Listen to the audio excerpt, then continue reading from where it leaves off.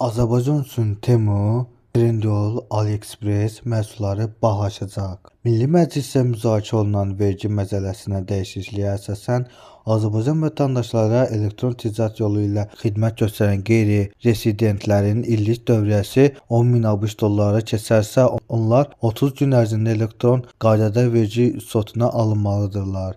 İllik dövriyyəsi 10.000 dollardan az olan qeyri-rezidentlər üçün ücreta alınma könüllüdür. Qanun elektron ticarət fəaliyyətinə ediləcəyi təqdirdə Temu və Trendyol, Shein, Alibaba və sair bu kimi platformalarda satılan məhsulların qiymətlərində artım müşahidə oluna bilər. Belə ki, qanun qəbul olunarsa, bu elektron ticarət platformaları vergi ücretinə alınacaq, ƏDV qeydiyyatı aparacaq, elektron bəyannamə təqdim edəcək və ƏDV-nin özü hesablayıb ödəyəcək. Lakin məişət, hüquq, maliyyə, mühasibat, dizayn, mühəndislik, onlayn tədris və təlim xidmətləri, eləcə də mədəni, idman və əyləncə tədbirləri, onlayn bilet satışı bu tənzimləməyə daxil edilmir. Qeyri-rezidentlərin vergi ücreti, ƏDV qeydiyyatı, bəyannamə təqdimatı və ƏDV-nin ödənilməsi qaydaları müvafiq icra hakimiyyəti orqanı tərəfindən müəyyən ediləcək.